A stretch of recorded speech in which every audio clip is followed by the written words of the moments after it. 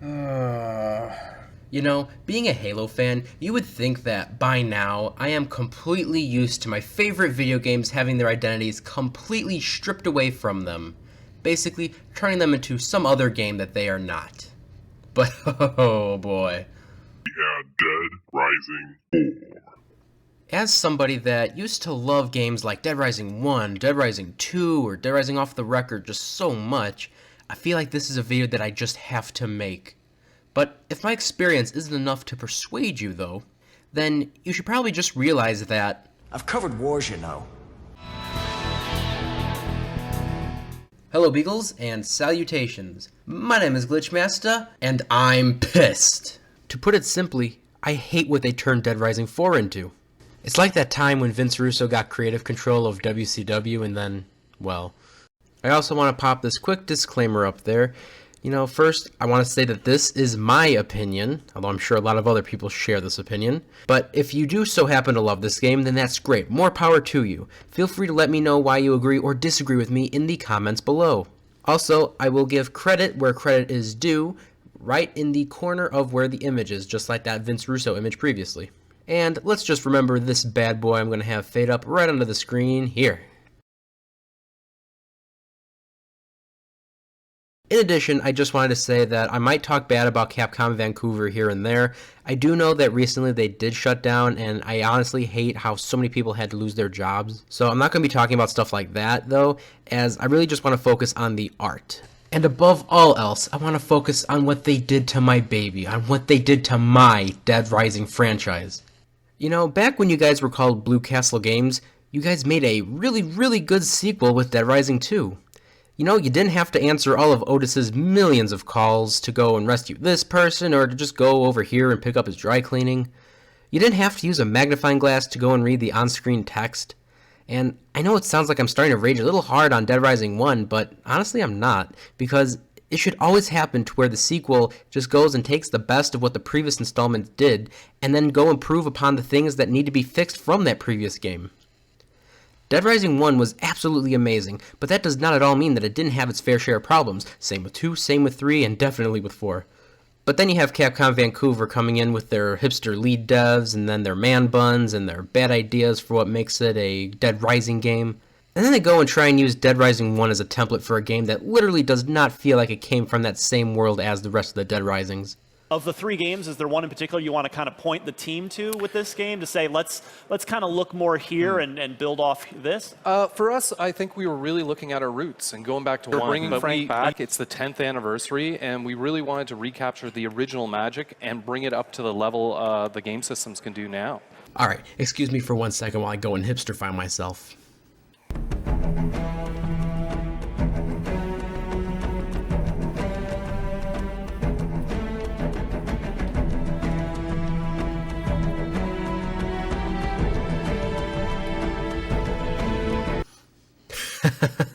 Oh my gosh. Oh no, my man bun's falling apart faster than Dead Rising 4 did. So, basically, rather than improving on what made the first 3 games really good, they decided to just go and take a bunch of things away to make the 4th game basically as bad as possible. I'm sure this wasn't their main intention, but just what were they thinking? Just like what was I thinking doing this? So, I watched Crowbcat, Crowbcat, Crowbcat. Alright, now I'm just trying way too hard with that one. I watched Crowbcat's video on why Dead Rising 4 is nothing like Dead Rising, as well as some other people's videos. You know, and just watching those videos and all the points that they bring up, and it just...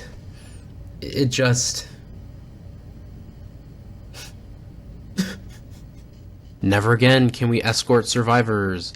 You just go up, do this one thing, and then hey, you're now their hero. Sometimes they'll even poop out an item for you. Wait, couldn't they have just used this item to save themselves? The survivors used to just react to whatever your actions were. You could go to a safe room and then see everybody who you saved that are just so grateful for your actions. Gone is the challenge of coming up with a good escort mission strategy, or just trying to figure out the best way to fit in a certain survivor's mission alongside all the other things that you were doing. Look, I'll admit that sometimes the survivors were about as annoying and as tedious as dealing with most customers in retail. But part of the fun challenge was micromanaging your whole team while also keeping an eye on the zombies and the clock. Kinda like in retail. Speaking of time, never again do we have those time crunches.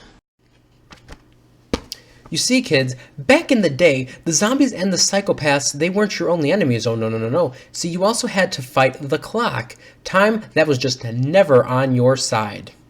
But you know what? That wasn't really a bad thing, because that was just something that helped make the game what it was. While we're on the subject of time, the day and night cycle was completely revolutionary and a very unique concept for the Dead Rising games. And of course, because of that, it had to be eliminated by Capcom Vancouver. Alright, so notice how it's day behind me right now. Well, get a load of this. Ready? So, do you see how it's nighttime behind me? I wonder if there was some sort of day and night cycle. The time and the day and night cycle basically affected when you would do your cases, when certain missions would be available, and it basically influenced how you would do your run-throughs of the game. The sense of achievement for strategizing and then completing an entire perfect 100% run of Dead Rising is gone. All this talk of day and night cycles, perfect runs, and challenges will lead us now into our next point. The zombies don't become more aggressive or tougher at night anymore. It's kind of interesting with this point because it seems like Capcom Vancouver thought that the big selling point for the Dead Rising series is, well, just killing the zombies.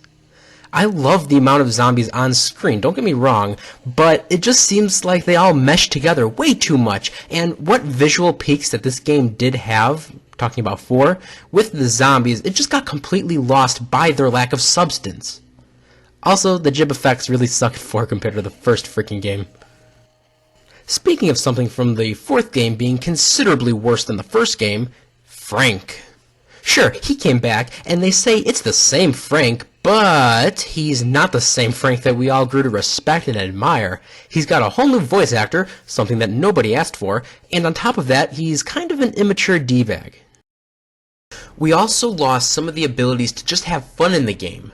There were so many ways to have fun in the environment and to play around. The Dead Rising 4 devs said that there were never any times when you could just go and do other things aside from rescuing people and doing the main story. That just wasn't true. You oftentimes had moments that let you do whatever you wanted, usually when you were waiting for a certain time when your next case would begin.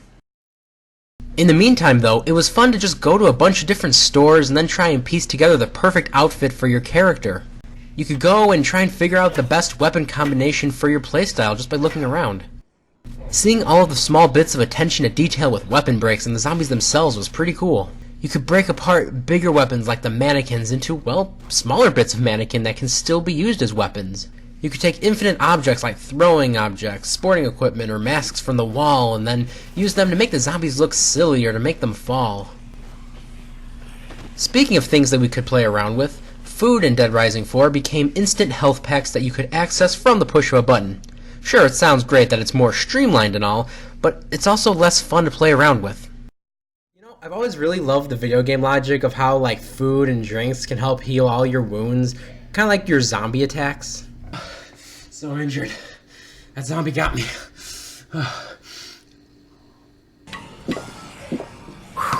Oh yeah, that was the good stuff. Let's do this!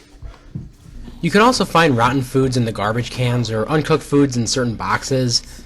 You could cook foods in microwaves. Or hold on to them to make them rotten. You could take foods and mix them together in blenders for some awesome smoothies that gave you special temporary power-ups. You even used to be able to throw freaking pies in the faces of the zombies. It's not actually fun rummaging through your backpack trying to find a cheeseburger while you're trying to save humanity while zombies are attacking you. You want that part to be fast. What? Look, all you had to do to get the food in your inventory was just do this. Just press the bumpers, and there you go. There's literally nothing difficult about this. The health system that I think he's talking about is more akin to the Wii version of Dead Rising 1 Chop Till You Drop. You know, the Dead Rising 1 port that utilized way more elements of Resident Evil 4 than it did for Dead Rising, basically to make it easily work and transition well with the Wii. Come to think of it, that's probably the version of the game that they played for research. No wonder this game didn't feel at all like a Dead Rising game. So, I guess let's go back to my man and see what else he has to say. And working with our partners at Microsoft, making sure that that we were listening to what people were saying. Were you though? Were you really? You know, one of the other awesome things that Dead Rising used to have were these characters called psychopaths. They were usually more secondary characters than anything else, and weren't always the most crucial to the plot. Sometimes, though, you could get some unique weapons from them, or open up a completely new area. Most of them also had some pretty cool music. It was cool because in 2, you could fight Ted, and then you can eventually tame Snowflake, and then you get a freaking tiger to help you out! Then in Dead Rising 4, they replaced the really cool psychos with the maniacs. Look, the real maniac is the person who decided this was a great idea. The maniacs ended up losing all the uniqueness and individuality that the psychopaths had. And then they have these goons, like they're the DC villains from the Batman universe or something. I know that there was some future DLC that helped fix the identity problems of these lame maniacs, but too little too late. Should have been in the base game. I just can't anymore. This game series was murdered.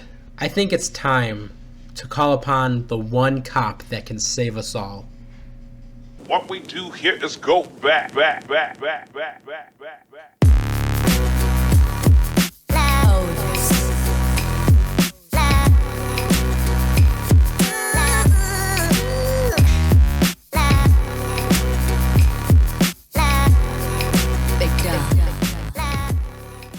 Rising 4 is better, it's faster, it looks amazing. We have more zombies, more ways to kill them, more combo vehicles, a whole new mystery to solve. We brought back our favorite character, Frank, and we still maintain what was really core to Dead Rising. I think fans are going to love it. Dead Rising 4. So the devs like to say, we listened. So how's about this? How about I go and listen to what the Dead Rising community and fans actually are saying? Now, I might not personally know thousands of Dead Rising fans, sadly, but maybe we can find some opinions on the good old YouTube. Alright, so I'm typing in, and maybe we can go visit the almighty Crowbcat's video again, see what people have to say in the comments. Okay, so the comments I'm about to quote right now are all from that Crowbcat video I was talking about, and a lot of the likes for these comments range from over 100 to over 1,000. It's over 9,000! Much bigger than I'm sure Capcom Vancouver's little focus group was. Opening up for us with 4,000 likes, we have Timmy Too Turnt Up, and he says, Crowcat's videos really expose how awful video game journalism is. Yes sir, that's why I'm using his video as my primary evidence. Larry Bundy Jr. says, Dev with a hipster beard working on a sequel, automatic recipe for disaster. You got that one right, Larry. Wait a minute, does my beard constitute as a hipster beard? TheVeryShyguy says, players just want to mess around. Takes out everything that you can mess around with. Yup, if you go from playing, let's say, off the record, to then going to play Dead Rising 4, you're gonna be in for a real culture shock. TheDastardlyDeviant says, the day Dead Rising 4 came out, I picked up Dead Rising 1. Good choice. Me too, you got that one right. I mean, to be fair, I've had this game since 2006, but I see what you're saying. Alright, last but certainly not least is probably my favorite one in the comments. Now this comment brings up a lot of things that I mentioned earlier, and it really gives us a lot of things to think about. So this comment's a real doozy, so please just bear with me on this one, but it's a good one and it's something I have to address here. And this comment was said by Electric Bayonet 2. Original Frank, an intrepid journalist trying to get the scoop of the century. He's capable of some impressive feats, but at no point does he stop acting like he's taking this dangerous situation seriously. He has no trouble with depending on other survivors for assistance, and only by force of will and their help does he avoid succumbing to despair. Similarly, when it comes down to the wire, he always at least tries to do the right thing, which is reflected in gameplay by the big XP rewards you get for rescuing the survivors. New Frank, a cocky asshole who covered wars, you know, and is so assured of his own badassness that he never feels the need to stop quipping or making awful jokes. He went from being a photojournalist documenting a zombie apocalypse to the stereotype of a millennial stuffed in the body of a middle-aged man. Again, this is all stuff that we've witnessed and talked about. Come on, Capcom Vancouver ruined the Dead Rising franchise for no reason other than greed. Continuing on with this comment, now about the zombies. Original zombies. During the daytime, they're more of an inconvenience than anything else. They impair your ability to get from point A to point B in a timely manner, which is a big deal when so much of the game involves that ticking clock.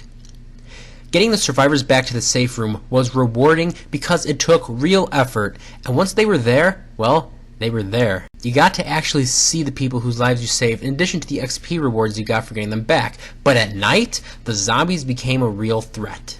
They were noticeably more aggressive and legitimately threatening even to skilled players, and that made it that much more important to get your shit done in the daytime. New zombies. The mindless fodder for every single cool weapon that the dev team brainstormed and threw into the game. The day-night cycle is meaningless. Yep. Original psychopaths. A memorable array of crazed living characters who range from having legitimately cracked or simply the selfish or opportunistic. Defeating them always yielded rewards, some of which were huge game changers that made the difficulty worth pressing through. And as goofy as some of them were, most of them were legitimately disturbing to some degree, and pretty much all of them were tough to beat. And most of the time, they either attacked Frank and gave him no choice but to defend himself, or they were threatening other survivors and prompted Frank to stop them. The convicts were hunting zombies and survivors alike in the park, and they killed a woman's husband in their intro cutscene, leaving you to rescue her and optionally defeat them. Adam the Clown had people held hostage on a runaway roller coaster, but it was also made clear that he only lost his mind because he watched the zombies eat his audience. Cliff was a Vietnam vet who started hunting anyone in his territory because he had a psychotic break after his granddaughter was killed. Cletus was just a guy who owned a gun shop and was willing to kill anyone who even tried to approach him. The new Maniacs, a bunch of reskinned survivors and human foes that look like they belong in publisher-mandated multiplayer mode.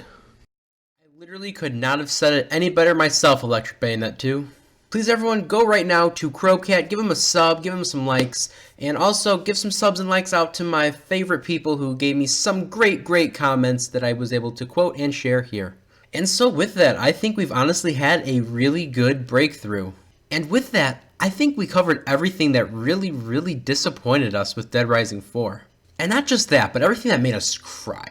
Not because it was emotionally a jarring story, but because it was so bad. Because it just hurt us. It broke our hearts. Look, in the end, it doesn't even matter.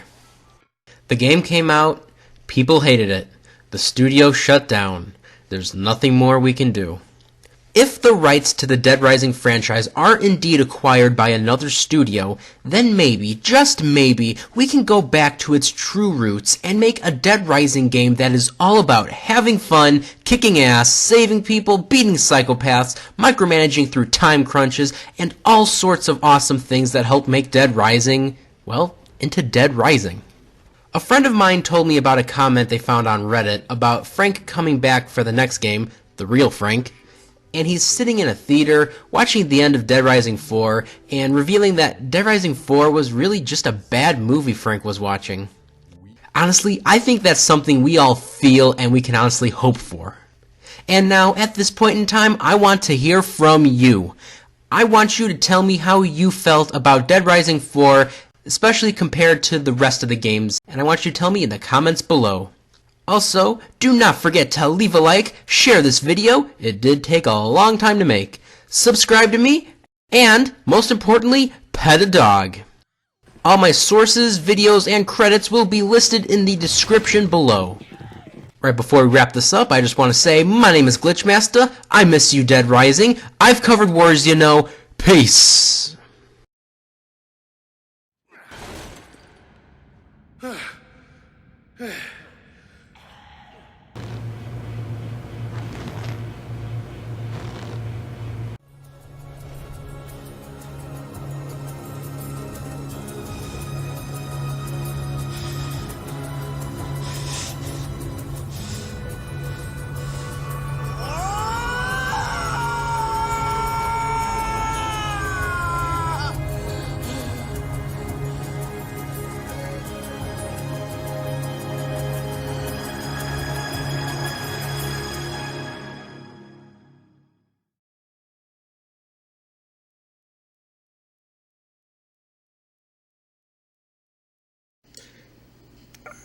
This hurts. How do people do this?